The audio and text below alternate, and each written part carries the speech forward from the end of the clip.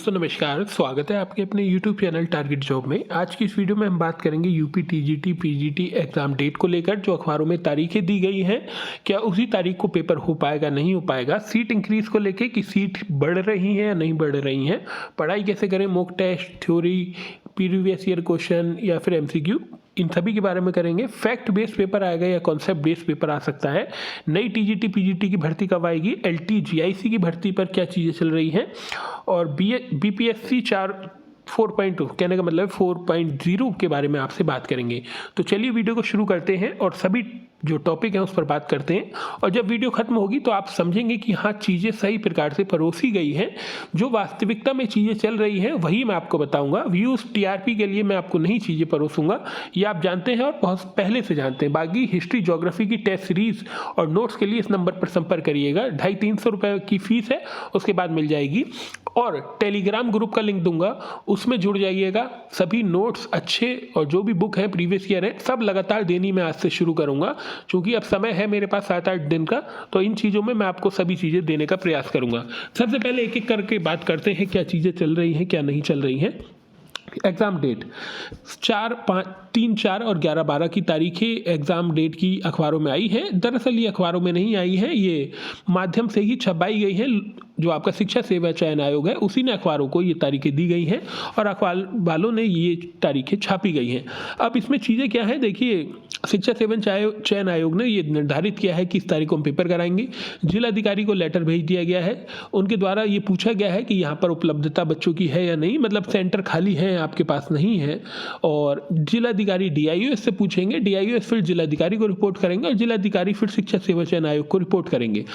हो सकता है कि 11-12 को परीक्षा की जो तारीखें हैं वो घोषित की गई हैं, उस तारीख को हो सकता है, मान लो आप भी जिलाधिकारी हैं, आपके पास सेंटर के लिए आया कि बच्चों का हमें पेपर कराना है, हो सकता है उस दिन आपकी परीक्षाएं आपके जिले में कहीं किसी और सेंटर पे परीक्षाएं चल रही हों, आपके पास 2-3 महीने पहले उनका लेटर आ गया हो कि हमें इस तारीख को परीक्षा करानी है, तो सेंटर उपलब्ध नहीं होगा, जाहिर सी बात है। लेकिन 11-12 को ना होकर 13-14 को सेंटर मिल सकता है, 15-16 को मिल सकता है। तो इस बात में मत शंका करिए कि अगर सेंटर नहीं मिला तो ये परीक्षा अगस्त, जुलाई, सितंबर में जाएगी। नहीं, ये परीक्षा अप्रैल में ही कराई जाएगी। हो सकता है आपकी जो तारीखें दी गई हैं उससे 4 दिन पहले पेपर करा लिया जाए या फिर 7 दिन बाद पेपर करा लिया जाए। 7 दिन पहले मान के चलिए या 7 दिन बाद मान के चलिए, ये एक तार्किक चीज़ है जो मैं आपको समझाने का प्रयास कर रहा हूँ। सीट बढ़ेंगी या नहीं बढ़ेंगी, लगातार विधानसभा में भी ये गुलाब देवी जी द्वारा जानकारी दी गई है कि कितने पद खाली हैं, लेकिन क्या वास्तविकता में सीट जुड़ पाएगी या नहीं जुड़ पाएगी। देखिए, ये फॉर्म आपका 2-2.5 साल पुराना है। ऐसे में अगर सीट जोड़ी जाएंगी तो जो नए छात्र हैं उनके आवेदन के लिए पोर्टल खोला जाएगा, फिर आपकी सीट जोड़ी जाएंगी।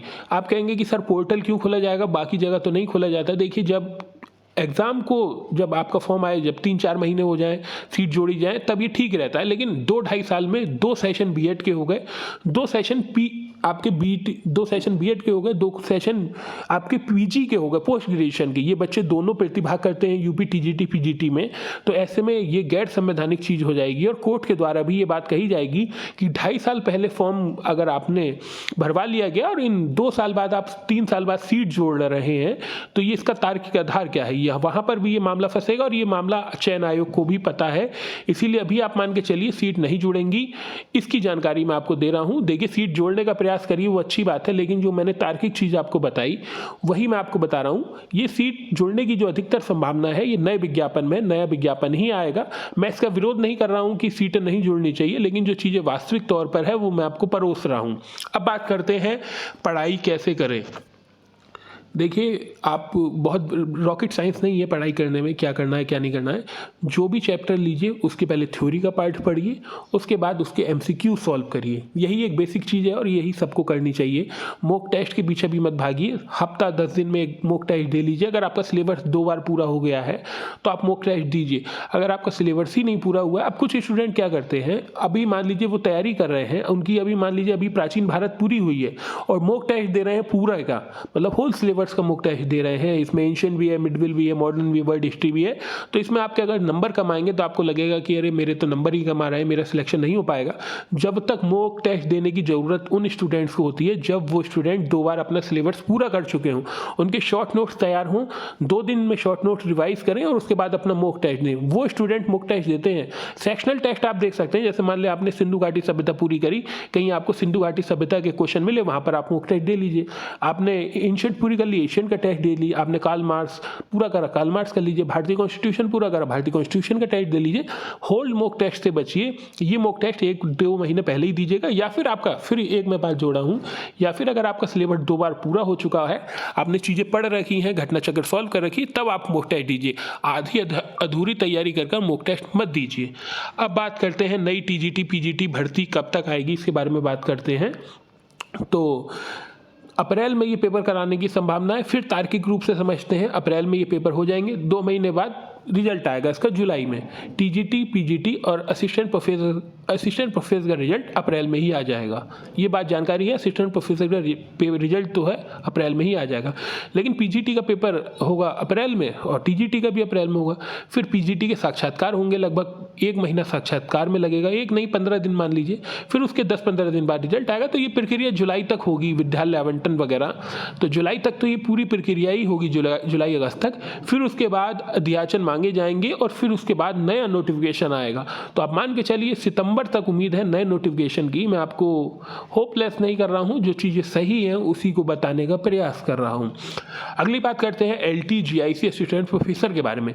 देखिए 1 से 7 जनवरी के बीच में उत्तर प्रदेश लोक सेवा आयोग अपना कैलेंडर जारी कर रहा है। मैं आपको चीज़ें बताऊं आ रही है या नहीं आ रही है। 7 दिन का सब्र और कर लीजिए। आपने 7 सालों का सब्र करा है तो 7 दिन का सब्र और कर लीजिए। कैलेंडर में आपको पता चल जाएगा आएगा या नहीं आएगा। देखिए अगर अध्याचन लोक सेवा आयोग को मिल गया है, चीज़ें सब चीज़ हो गई हैं, तो कैलेंडर में इसकी जानकारी जरूर होगी। अगर नहीं मिली है तो फिर आप मान के चलिए एक विज्ञापन होली के आसपास आने की उम्मीद है। अगर या तो 7 दिनों में ही पता चल जाएगा आपको कि विज्ञापन आएगा या नहीं आएगा, क्योंकि उत्तर प्रदेश लोक सेवा आयोग कैलेंडर जारी कर रहा है। अगर होता है तो ठीक है, वरना ये विज्ञापन मार्च के महीने में आएगा, होली के आसपास।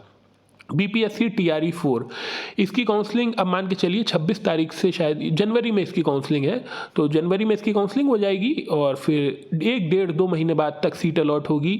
और उसके बाद मान के चलिए ये वैकेंसी आपको मार्च में देखने को मिलेगी। जनवरी में, मार्च में BPSC 4.0 आपको वैकेंसी देखने को मिलेगी। सीटों की संख्या आप मान के चलिए 1 लाख से ज़्यादा होगी। प्राइमरी भी होगी, उसमें जूनियर भी होगी, TGT भी होगी, PGT भी होगी। असिस्टेंट प्रोफेसर की भर्ती सबसे पहले आएगी उत्तर प्रदेश लोक सेवा आयोग द्वारा, ये भी आप जानकारी है। LTGIC से पहले असिस्टेंट प्रोफेसर की भर्ती आएगी आपकी लोक सेवा आयोग के द्वारा। तो कुल मिलाकर सभी चीज़ें मैंने आपको बताई, क्या क्या चीज़ें चल रही हैं, क्या क्या चीज़ें धरातल पर है और किस प्रकार से चीज़ें आपको बताई जा रही हैं। उम्मीद करता हूँ वीडियो आपको अच्छी लगी होगी। जो भी अपडेट होगी वो आपको इसी चैनल के माध्यम से दी जाएगी। जो भी महत्वपूर्ण चीज़ें होंगी वो आपको बताई जाएंगी। ग्राउंड लेवल पर क्या चीज़ें हैं वो मैंने आपको बताने का प्रयास करा है, बिना किसी मक्खन देसी घी को लगाए हुए, जो चीज़ें ज़मीनी स्तर पर चल रही हैं। बाकी आपका दिन शुभ हो। टेस्ट और नोट्स के लिए इस नंबर पर व्हाट्सअप कर दीजिएगा और टेलीग्राम में ज़रूर ज्वाइन हो जाइएगा, वो मैं लिंक दे दूंगा और उसमें मैं स्टडी मटेरियल आपका डालना शुरू करूँगा फ्री में।